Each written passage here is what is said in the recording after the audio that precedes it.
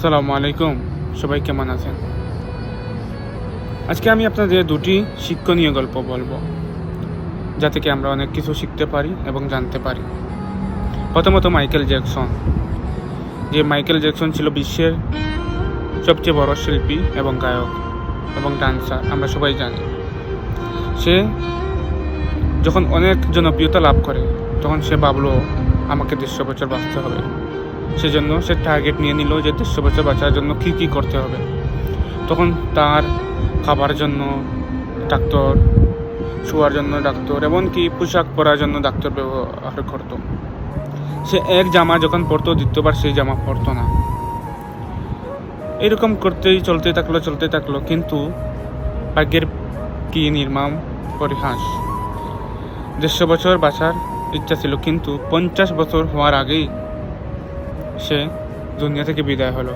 কেননা হায়াত কারো হাতে নেই, একমাত্র আল্লাহ তাআলার হাতে।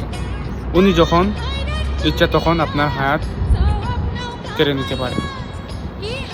তাই সে 150 বছর বাঁচার জন্য যে পরিকল্পনাগুলো করছিল সবগুলোই ব্যর্থ হলো। অনেক চেষ্টা করার পর তাকেও বাঁচানো সম্ভব হবেও না। তাই বুঝতে হবে যে দুনিয়া সাময়িক। দ্বিতীয় গল্পটি হচ্ছে, গল্প না, এটা সত্যি, যে টাইটানিক জাহাজ।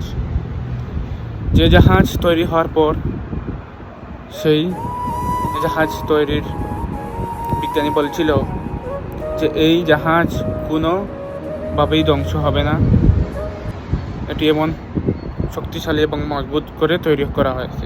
কিন্তু জাহাজটি চলার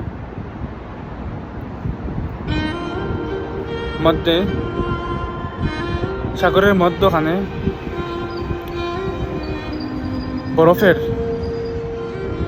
বড় একটি টুকরো এসে ধাক্কা লাগে এবং জাহাজটির অবস্থা কি হয়েছিল আমরা সবাই জানি।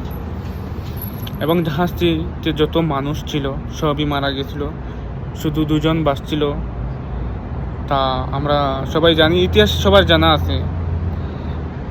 তাতে বোঝা যায় যে কোনো কিছু আপনার দ্বারা নির্ধারিত হয় না।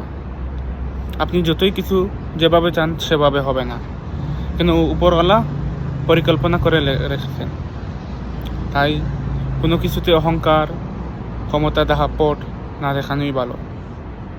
আশা করি আমার গল্প থেকে আপনারা কিছু শিখতে পেরেছেন বা জানতে পেরেছেন। সবাই ভালো থাকবেন।